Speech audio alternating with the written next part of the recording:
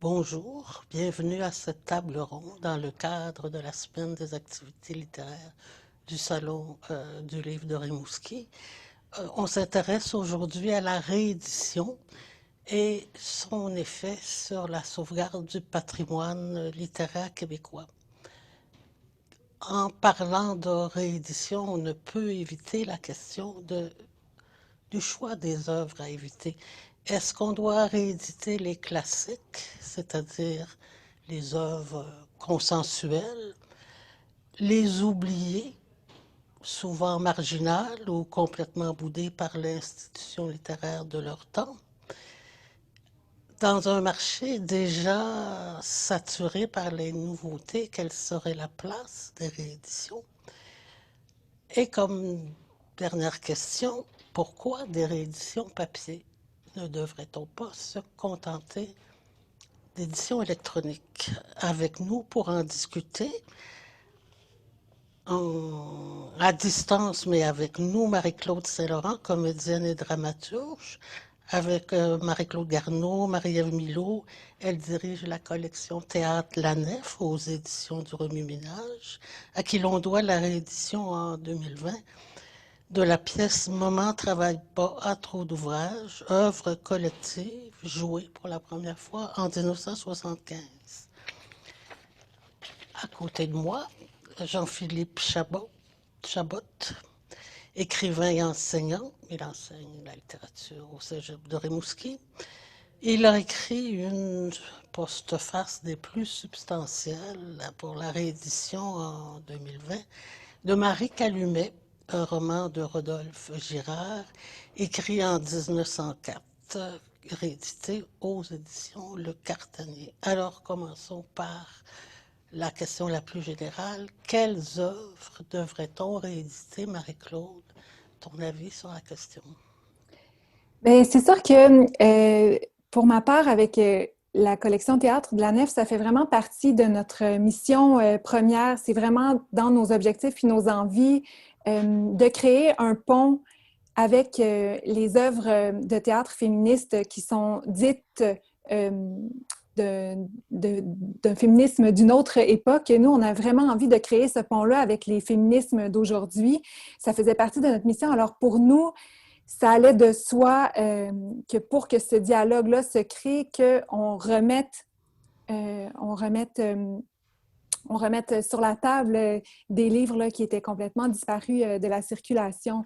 Fait que pour nous, ce qu'on doit ici rééditer, c'est ici, notre envie était de redonner à des ouvrages oubliés la place qu'ils méritent. Donc, vous allez rechercher dans ce que certains appellent le cimetière des livres oubliés, les perles dont il faudrait préserver la survie. Jean-Philippe, Ouais, ben de notre côté, la ligne éditoriale est peut-être moins définie que chez la Nef, où ça semble assez clair que vous avez une visée féministe tout à fait légitime. Nous, on y va peut-être un peu de façon anarchique dans le répertoire, disons, du Canada francophone. C'est un peu la talle dans laquelle on s'est dit qu'on allait fouiller. Concrètement, on cherche à redonner à lire des livres qui, oui, auront pu être oubliés ou alors qui sont plus disponibles dans une version qui nous convient. Par exemple, Marie Calumet, c'était vraiment une question de version. Le livre demeurait disponible dans sa version censurée. L'autre, la version originale de 1904, venait d'apparaître. Concrètement, est apparue à peu près pendant qu'on travaillait dessus sur Internet.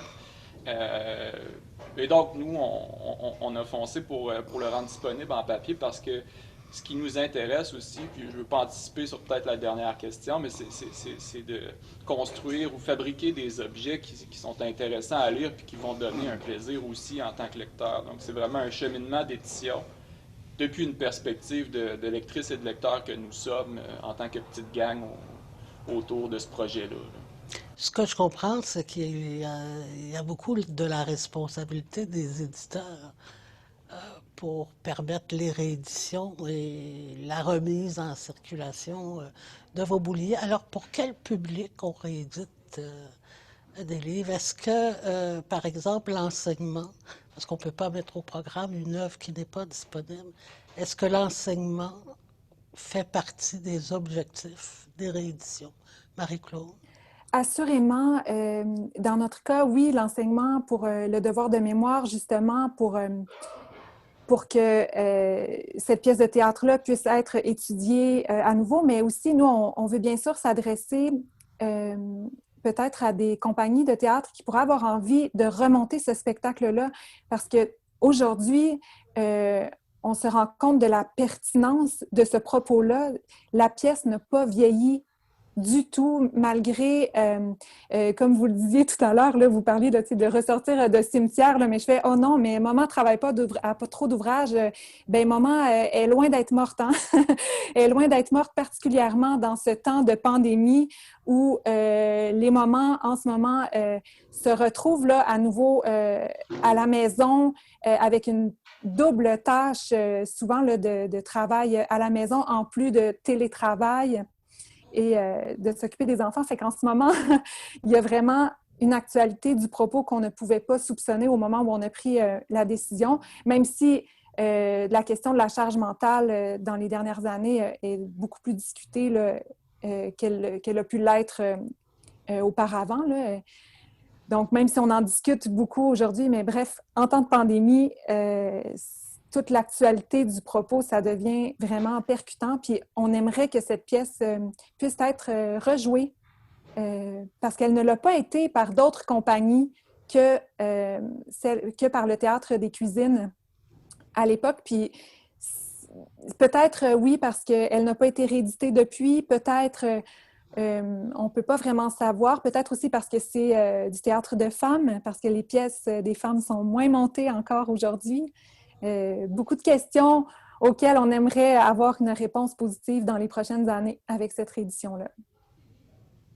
Jean-Philippe, est-ce que Marie Calumet pourrait se tailler une place sur les rayons des librairies et rejoindre un large public? Ben, fondamentalement, je souhaite. Moi, à la base, ce projet de réédition-là répondait, moi, à un besoin que j'éprouvais en tant qu'enseignant de remettre ça à l'étude depuis 2 ans, quand je donnais le cours de littérature et imaginaire dans lequel on enseigne notamment la littérature du terroir, je le photocopiais, la version originale, et c'est comme ça que j'ai détruit mon exemplaire de cette version-là, ce qui me fait mal au cœur un peu de dire aujourd'hui.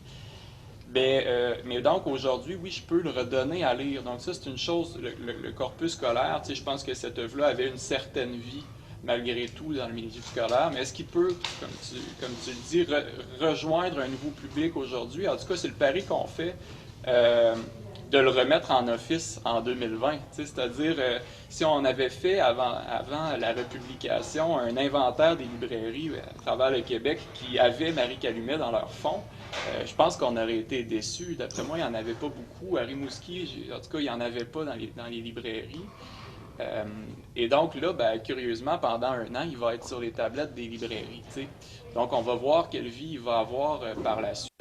Dans les dernières semaines, moi j'ai des amis littéreuses qui m'ont écrit pour dire « Hey, c'est le fun, je l'ai lu, j'ai eu du fun, j'ai trippé, j'ai ri. » Puis c'est ça que je veux concrètement. Si on le relit aujourd'hui, avec un œil différent, on ne lit pas nécessairement la même chose qu'on lisait en 1904. Probablement qu'on peut même le relire avec une loupe un peu plus féministe qu'on l'aurait fait à l'époque. Et ça, je pense que c'est intéressant. Ça fait vivre le livre d'une nouvelle façon. J'ai envie, avec ce pont que tu fais avec le travail de la nef et des remue-ménages, de poser cette question du lien entre ces deux œuvres-là, puisque, comme tu le dis dans la postface de Marie Calumet, dans le renversement des valeurs, le travail ménager permet à Marie Calumet de grimper dans une certaine hiérarchie, alors que dans la pièce de théâtre, on dénonce plutôt le fait que les femmes ont un travail de servante. J'aimerais vous entendre là-dessus, ce lien entre les deux. Est-ce que tu as envie d'y aller, Jean-Philippe? Oui, je peux. Moi, ma lecture de Maman ne travaille pas à trop d'ouvrages, elle remonte quand même au bac, là, ça fait longtemps. Mais c'est drôle, c'est un livre que j'ai voulu mettre à l'étude justement il y a 2 ans. Mm. J'étais forcé un peu de faire la même chose, tu sais, d'aller comme Marie Calibet, de le photocopier. Puis là, finalement, bon, j'ai changé de plan. Mais j'aurais voulu inviter Véronique O'Leary dans mon cours. Regarde, tu vois, je suis en train de lui lancer une invitation. Peut-être pour Excellente idée. l'été prochaine. Mais le lien, c'est clair. Tu sais, je le lançais à la blague à Camille qui organisait cette table ronde. Je dis, ben, on pourrait parler, tu sais, du travail domestique dans la mesure où Marie Calumet, ça devient pour elle une façon de s'illustrer à une époque où l'héroïsme féminin n'existe pas vraiment. Les deux seules figures qui vont être convoquées dans Marie Calumet seront Jeanne d'Arc et la Vierge Marie. Qui sont des figures qu'on revoit naître, qu'on voit renaître souvent dans l'imaginaire féministe et même, je pense, dans les pièces du théâtre féministe dans lesquelles, sans doute, vous allez chercher vos rééditions. Et donc, là, ce qui est curieux, c'est que Rodolphe Girard prend la focale narrative et la tourne vers la femme et dit « Regardez ce qu'on ne regarde pas d'habitude. Regardez une femme qui accomplit au quotidien des tâches ménagères et regardez au fond que c'est tout bête.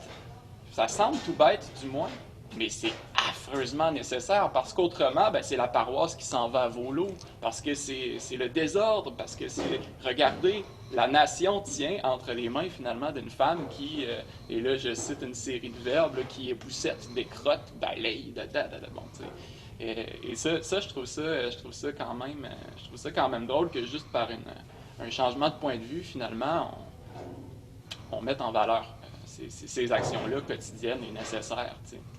Ce qui se retrouve dans ta pièce aussi. Oui, c'est sûr que dans la pièce, à travers cette reconnaissance-là, là, justement, de la valeur du travail ménager, il y a vraiment des revendications politiques claires, même voire radicales. Elles demandent un salaire, elles font la grève, il y a elle se retrouve à aller en cours et à elle-même mener l'interrogatoire. Il y a vraiment beaucoup d'humour là aussi. Bien, ça, on retrouve ça aussi dans Marie Calumet, aussi dans cette langue, l'oralité de la langue là, qui amène son lot d'humour aussi. Là. Mais oui, c'est ça, on bascule quand même dans un niveau très, très politique avec Maman travaille pas à trop d'ouvrages, puisqu'elles vont juste qu'à se rendre au premier ministre, là, à convoquer cette figure-là pour avoir des discussions sur le pouvoir. Parce que même si elles ont plus de reconnaissance, elles n'ont vraiment aucun pouvoir. Sur ce commentaire sur la nécessité des travaux ménagers, on a pu le voir avec ce qui s'est passé avec la pandémie, comment le travail des préposés aux bénéficiaires, ces soignants, était essentiel. C'est ce travail-là qui faisait la différence entre la vie et la mort. C'est un drôle de renversement de la situation pour ces employés qui soudainement se sont retrouvés, si je peux dire, dans le feu de l'action, dans la couverture des médias, et on se rend compte qu'il y a plein de ce qu'on appelait des petits métiers. Je pense aussi au travail à l'épicerie des caissières, tous ces petits, en guillemets, métiers que l'on prenait pour acquis et qui sont essentiels au fonctionnement même de la société. Je pense qu'on peut lire Marie Calumet dans cette optique-là, qu'on oublie souvent. Ce qui tient une société, ce sont les choses qu'on ne regarde pas. Oui, absolument. Puis je pense que c'est peut-être aussi l'ambivalence du terme banal, là, c'est-à-dire ce qui est banal, ce qu'on ne regarde pas, mais ce qui est banal, c'est-à-dire qui appartient à tout le monde, au commun des mortels. Là, donc, la nécessité, justement, oui, de prendre soin de l'autre, si on parle justement de préposés aux bénéficiaires ou tout ce qui concerne l'accompagnement médical, dans le cas précis de la pandémie, mais ce qui concerne aussi la tenue au quotidien. Ben là, je veux dire, on parle de blanchir du linge, on parle de nettoyer et tout ça, mais c'est justement des choses qu'on voit pas, mais qui, dans notre commune humanité, fait qu'on existe, là, donc oui, effectivement. Et dans les gestes de cette banalité, on a vu la rage des gens dans l'achat du papier de toilette pas seulement ici, sur toute la planète. Et naturellement, on ne va pas s'attarder sur le sujet, mais il y a un certain lien à faire avec la chanson de Marie Calumet. J'aimerais qu'on continue sur la question des livres papier euh, par rapport à l'édition électronique. Pour vous, quelle différence est-ce qu'on peut donner à le fait de posséder, d'avoir en main un livre ou d'y avoir accès avec une version électronique? Marie-Claude. Mais pour moi, il y a une relation avec le papier qu'on ne peut pas avoir avec un écran. Juste le fait de le tenir dans ses mains, l'odeur, ça vient toucher en fait, ça vient toucher à plus de sens, je trouve, par rapport aux 5 sens. Donc, ça affecte la mémoire, ça affecte tout. Je trouve vraiment qu'il y a un rapport au papier tellement encore important, peut-être même particulièrement au théâtre, puisque c'est une lecture qui est faite pour être à voix haute, qui est faite justement pour... c'est un matériel, le texte de théâtre, c'est un matériel qui est fait pour, justement, c'est fait pour être joué à la base. Donc, je trouve que dans le rapport juste du travail qu'on fait sur ce papier-là, d'annoter, de surligner, il y a quelque chose dans l'engagement, je trouve, puis dans la relation avec le texte qui est beaucoup plus développé sur papier. C'est peut-être très personnel comme impression, mais moi, je pense qu'il y a une valeur inestimable à l'objet de papier, puis à le trimballer, l'éprouver, le maganer, qu'on ne peut pas vivre autrement. Jean-Philippe. Oui. Ben, je suis d'accord avec ce que Marie-Claude dit. Aussi, tu sais, de notre côté, en tout cas, ce qu'on a voulu développer dans le projet de réédition, puis c'est peut-être ce qui va expliquer la raison pour laquelle on n'en fera pas beaucoup, là, c'est qu'on ne voulait pas se lancer non plus dans une espèce de réédition nécessairement strictement de format poche universitaire avec des appareils de notes critiques et tout ça. On avait besoin finalement de voir réapparaître ces livres-là pour des lecteurs, et des lecteurs qui ne seraient pas strictement des publics universitaires qui ont besoin de leurs appareils critiques pour faire des recherches, etc., mais qui n'ont pas nécessairement les mêmes besoins que d'autres personnes qui, dans leur quotidien, vont à la librairie pour se trouver un plaisir de lecture. Et donc, de notre côté, la conception du livre, ça a été aussi de penser une façon de les rééditer comme les autres livres du catalogue du Cartanier, c'est-à-dire, bon, dans ce cas-ci, en grand format, avec une attention particulière posée à, par exemple, une composition typographique qui va rendre compte d'un esprit, d'une époque, etc., sans nécessairement nous renvoyer, nous canaliser dans le passé. Là, ici, on est je pense que la fonte, c'est du Brunel, mais ça renvoie justement à la composition typographique du début du siècle. On essaie de faire des références comme ça aussi, pour que ça soit agréable à lire et que ce soit un objet matériel intéressant aussi. Donc, pour moi, le plaisir de lecture, il est là. Mais après ça, c'est sûr que je suis un fétichiste et que pour moi, un livre, ça devient un peu... en tout cas, c'est rigolo comme rapport au livre, mais il va jusque-là. Mon amour du livre ancien va jusque-là, dans les vieux Canadiana qui puent, puis qui déchirent, puis qui cassent, là, le papier acide jauni et tout ça. Fait que oui, pour moi, c'est incontournable. Il faut qu'il existe. Il faut qu'il existe en papier, ce livre-là. Est-ce que tu es en train de dire que le livre papier devient un objet littéraire particulier qui n'est pas nécessairement que l'œuvre? Ben, je pense que oui, parce que sinon, en fait, il y a toute une partie du travail d'édition qu'on met de côté, c'est-à-dire comment est-ce qu'on conçoit le livre, comment on l'aménage. C'est un espace, le livre, quand on est dedans, c'est réel, notre expérience, ce qu'on vit à l'intérieur de l'œuvre, où est-ce qu'on est quand on lit et où la DX6, ben, il y a un rapport qui s'établit avec le livre. Donc, nécessairement, oui, cette œuvre-là, moi, il y a des livres, je vais à la librairie, puis je veux dire, je lis quand même, un peu, de temps en temps. Je vais à la librairie, j'ouvre un livre, il y a des livres que je ne veux pas acheter, que je ne veux pas les lire, je me sens pas bien dedans. J'ai besoin que le livre m'invite, qu'il me capte, qu'il m'amène. Et ça, qu'est-ce qui fait ça? C'est un travail de composition, c'est un travail de typographie, puis ces métiers-là, dans l'histoire des livres, ils ont existé depuis des siècles. comment on compose une page, c'est une science du savoir-faire matériel. Tu sais, pourquoi là, tout à coup, aujourd'hui, ça n'existerait plus, tu sais? Moi, je trouve ça incroyable, abominable de penser ça. C'est vrai qu'on a oublié quel était le défi technique de Gutenberg quand il a inventé l'imprimerie, les caractères, la mise en page, les outils pour le faire. Marie-Claude, est-ce que tu veux ajouter quelque chose? Ah oui, ça me stimule beaucoup d'entendre ce rapport-là, justement, à l'ouvrage papier, puis à la direction artistique, aux choix esthétiques qui sont faits. Tu sais, ça a été des discussions vraiment agréables, nous, les 3 co-directrices littéraires, avec les éditrices du Remue-Ménage, puis plus particulier Anne Minier-Lorrain, là, qui s'occupe vraiment le plus du visuel au Remue-Ménage, pour voir comment on allait traiter là, cette nouvelle collection-là, inspirée directement là, de la collection qui avait existé auparavant. Fait qu'on on a choisi de garder un format carré, justement pour que le livre se tienne bien quand il est ouvert, pour qu'il puisse permettre la lecture publique. Comme je dis, on avait envie qu'il y ait aussi beaucoup d'espace. Marie-Ève Milot, là, avec qui on travaille, qui fait aussi de la mise en scène, elle disait, moi, quand j'aborde une pièce de théâtre, j'ai besoin qu'il y ait de l'espace pour ma mise en scène à même le livre. Alors, on a considéré ça, fait qu'on a gardé un format assez grand aussi pour permettre des images, soit dans le cas de la réédition, là, on a privilégié des photos d'archives pour vraiment voir le travail des femmes du collectif.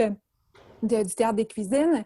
Mais dans d'autres livres de la collection, là, on a invité des illustratrices à faire des illustrations pour compléter puis ajouter une autre dimension là, à la lecture. Tous les choix aussi sur la couverture de Moment. Là, je ne peux pas le présenter, je trouve ça dommage parce qu'il n'est pas sorti encore, il s'en vient très, très bientôt. Mais la couverture de Moment, Anne et Marie-Ève ont travaillé ensemble pour réfléchir à ce que ce soit une image carrée avec des ouvertures pour rappeler le labyrinthe, l'enfermement, mais en laissant quand même des sorties, des portes de sortie. Fait qu'il y a toute une réflexion esthétique que peut-être au premier abord, on ne voit pas, mais qu'on peut ressentir, je pense, au contact de l'objet. Jean-Philippe, tu disais qu'il n'y avait pas d'appareil critique mais il y a quand même des notes de la réédition et c'est une déformation de linguistique. J'ai beaucoup apprécié, moi, ce travail de transcription de l'oralité qui est décrit et qui montre que dans Marie Calumet, il y avait quelque chose qui annonçait beaucoup plus tard ce que deviendrait l'oralité dans la littérature québécoise. Est-ce que tu veux en glisser un mot? Oui, je pense aussi effectivement que, la façon dont tu le résumes est juste, à savoir, il y avait une recherche, on cherchait, Girard cherchait la façon d'écrire l'oralité, de rendre la langue paysanne, et déjà, lui, bon, il écrit en 1903, ça paraît en 1904, il décrit une situation qui se passe en 1860. Il y a toute une gamme d'expressions qu'il utilise qui probablement à son époque sont déjà vieillies ou désuètes. Mais en marge de ça, il cherche à reproduire le langage oral avec des façons qui parfois sont surprenantes. Nous, on a uniformisé, on a cherché l'homogénéité dans ce qu'il avait produit en cherchant ce qui était le plus logique. Mais il y avait des choses qui allaient très loin dans l'expérimentation. Les je suis, je suis, la déclinaison de ça. On avait toute la palette. Là. Et donc, on pouvait choisir, et bon, un philologue ou une philologue aurait pu se rendre à essayer d'analyser justement qu'est-ce que ça représente de l'état de la langue québécoise à certaines époques. Nous, on s'est dit, bon, il faut quand même qu'on fasse un livre digeste, donc on a dû choisir, bien, cette recherche-là, elle est là. Et c'est fascinant de voir qu'en 1904, elle est là. Bien sûr, on la trouve un peu dans Charles Guérin de Chauveau et tout ça. D'autres ont essayé d'écrire l'oralité auparavant. Mais ici, elle est beaucoup plus joueuse. Et puis elle pénètre des fois un peu dans la narration qui est un peu je dirais, elle-même joueuse. Là, Il fun, là, y a un souci esthétique littéraire d'utiliser l'oralité. Ouais, au-delà du pur réalisme de classe sociale. Là.